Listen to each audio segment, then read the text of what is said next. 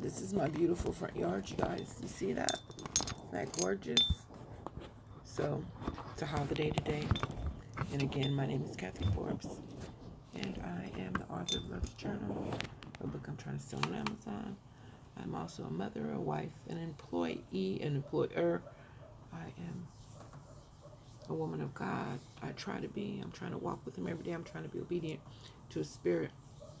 And I just went through Joseph 37.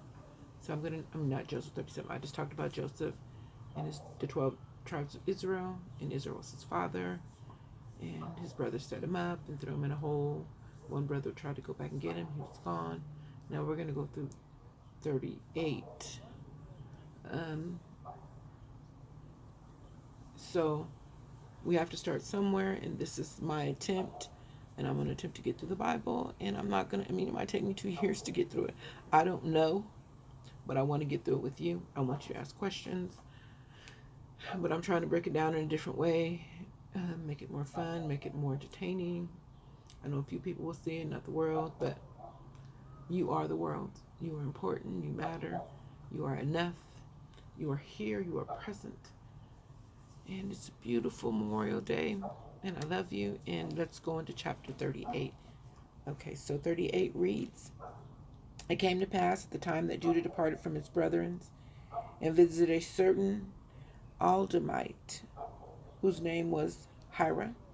And Judah saw there was a daughter of certain Canaanites whose name was Shu, and he married her and went into her, and she conceived a son and called him She conceived again and bore a son and called him Ona.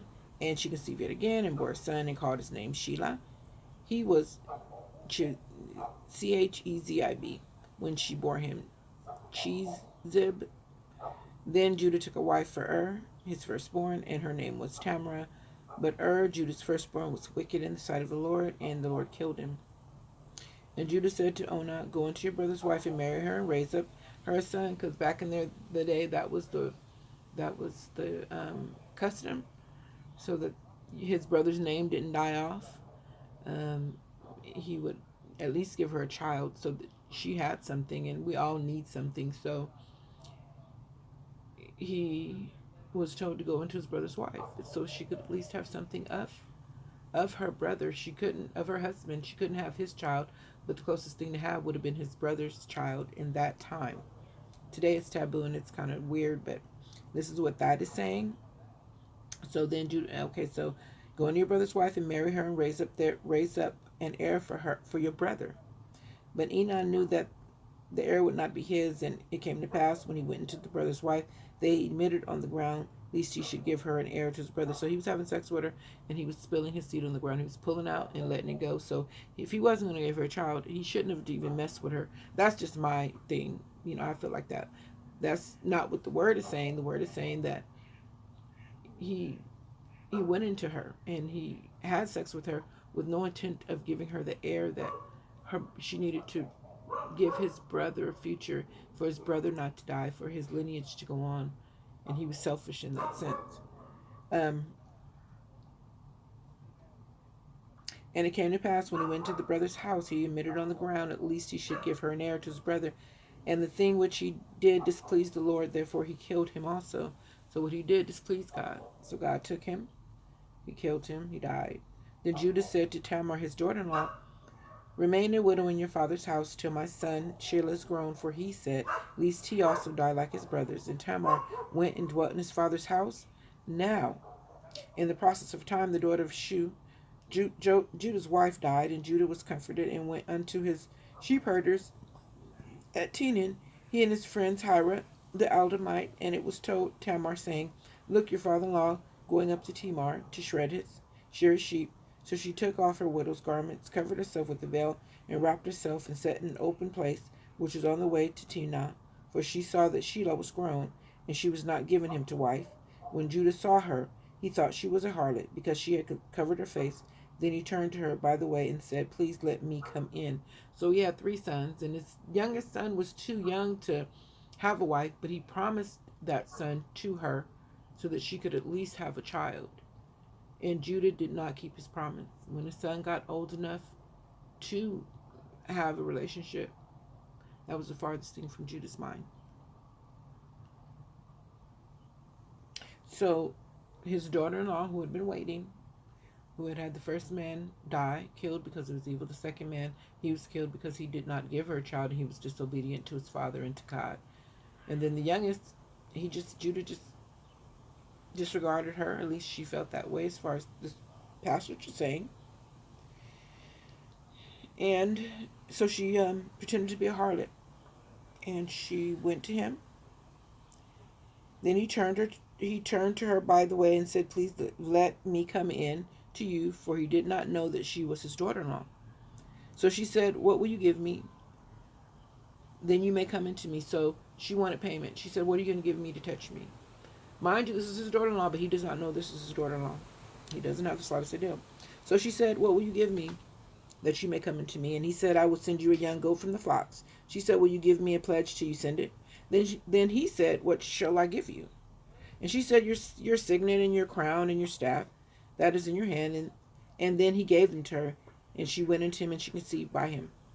So Judah went into his daughter-in-law. She asked him for all his stuff. Mind you, he didn't know who she was.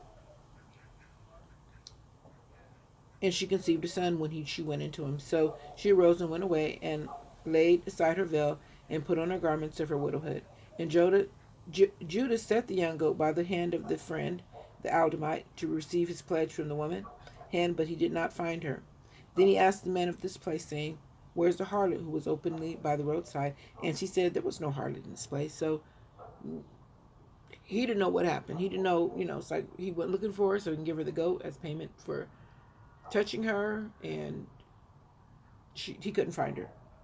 So he returned to Judah and said, "I cannot find her." Also the men of the place said, "There was no harlot in this place." Then Judah said, "Let her take them for herself, lest we be shamed. For I sent this young goat, and you have not found her." And it came to pass, about 3 months after that, Judah was told that Tamar, his daughter-in-law, had played the harlot. Furthermore, she was with child by harlotry. So Judah said, "Bring her out and let us burn her." So he's thinking she's out sleeping around when he's got her all these years sitting as a widow in his house, giving her one son and then giving her another son and not giving her the third son. He doesn't even understand what's happened. So he's like, "You've been out sleeping around. I'm finna burn you. I've been taking care of you all these years." I can imagine how he's feeling at that time. But he thinks she's just out there doing stuff. When she was brought out, she sent to her father-in-law, saying, "By the man to whom these belong, I am with child." And she said, "Please determine whose they are, the signet and the cord and the staff." So Judah acknowledged them and said, "She had been more righteous than I, because I did not give her Shem, my son." And he never knew her again. Now it came to pass at that time for giving birth, that behold, twins were in her womb. And so it was, when she was giving birth, that the one put out his hand, and the midwife took a scarlet thread and bound it on his hand, saying, "This one came out first." Then it happened, as he drew back his hand, that the brother came out unexpectedly and said, "How did you break through? This breach be upon you." Therefore his name was called Perez. Afterward his brother came out, who had the scarlet thread on his hand, and his name is Zerah. So